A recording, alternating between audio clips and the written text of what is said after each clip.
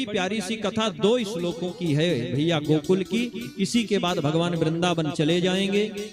कथा में तो हम लोगों को गोवर्धन पूजा तक चलना था, लेकिन घड़ी इशारा कर रही है कि कथा को विश्राम की ओर लेकर चलें। भगवान को वृंदावन बिहारी लाल बना करके आज की कथा को हम लोग विश्राम कर देंगे। शेष कथा हम लोग कल श्रवण करेंगे भैया। भगवान बहुत प्यारी सी एक लीला किए हैं भैया गोकुल में, जो 2 श्लोकों में मात्र वह कथा वर्णित है। जिस दिन भगवान वृंदावन बिहारी लाल बनने जा रहे थे, उसी दिन सुखिया मालिन की कथा है।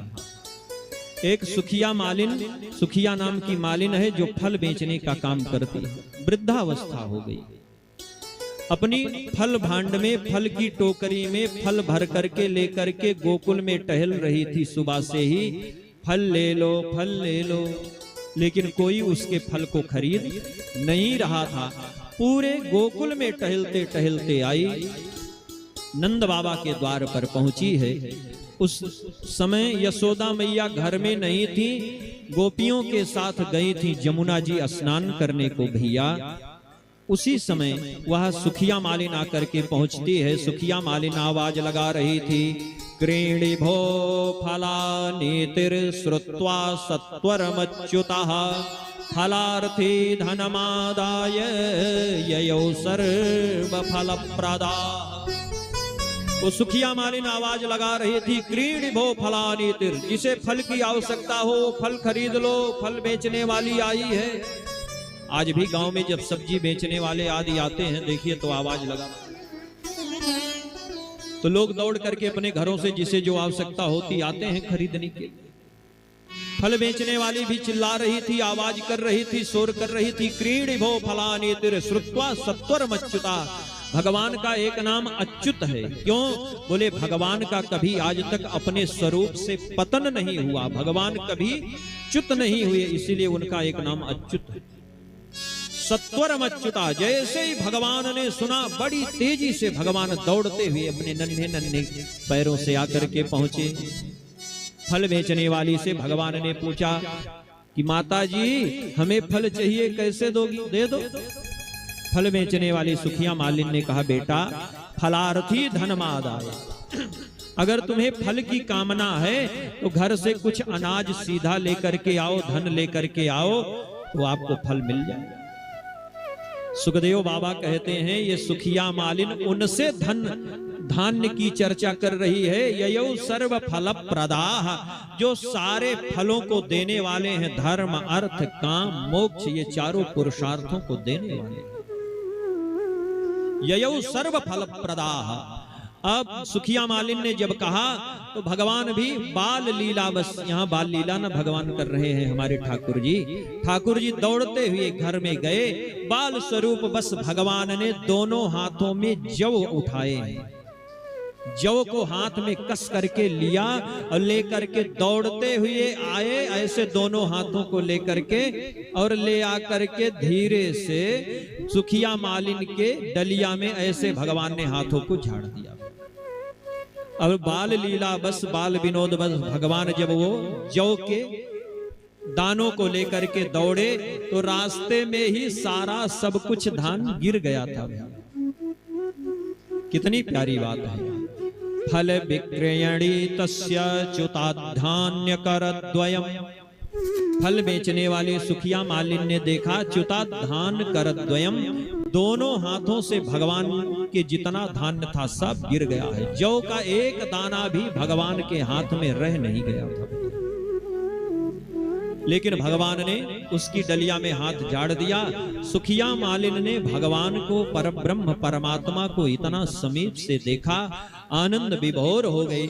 उसने धीरे से एक फल उठा करके भगवान के हाथों में दिया, तो भगवान ने दूसरा हाथ बाल विनोद बस बढ़ा दिया।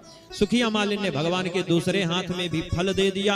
अब भगवान ने दूसरे फल को पहले वाले हाथ में लेकर फिर हाथ बढ़ा दिया, उसमें भी दिया। तो भगवान ने ऐसे बाल लीला बस परम पूज्य श्री प्रातः स्मरणीय गुरुदेव भगवान की वाणी का मैं विश्लेषण कर रहा हूँ।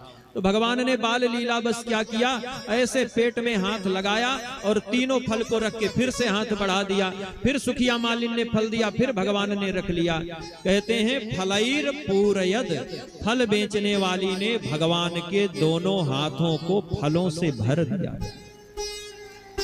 भगवान की लीला को देख करके सुखिया मालिन को बड़ा सुख मिल रहा था, बड़ा आनंद मिल रहा था। वो फल देते जा रही थी, भगवान रखते जा रहे थे।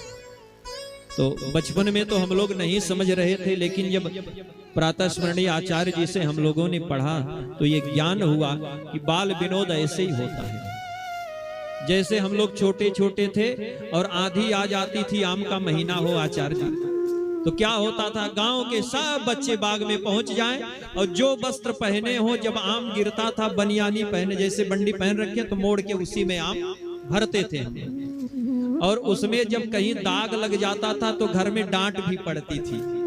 आम लेकर के हम लोग आते थे तो डांट भी घर में पड़ जाती थी। वही बाल विनोद भगवान कर रहे, ठाकुर जी हमारे यही लीला कर रहे।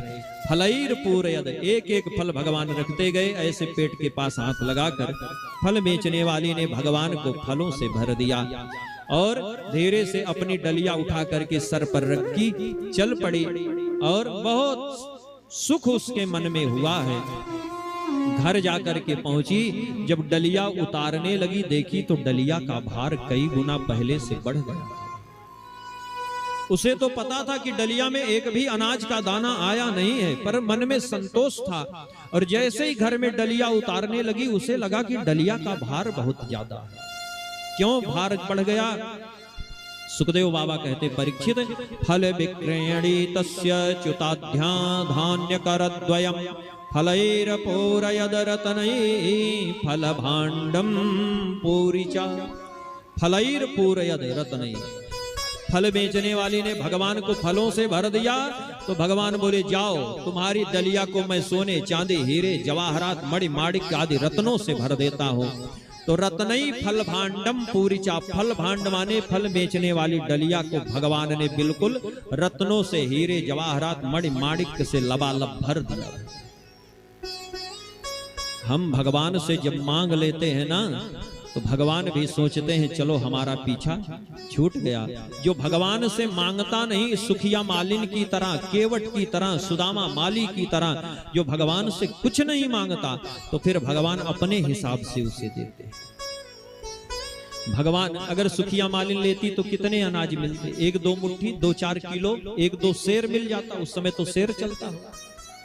लेकिन उसने देखा भगवान के हाथ में कुछ नहीं, फिर भी दिया, तो भगवान ने उसकी डलिया को खूब चकाचक भर दिया।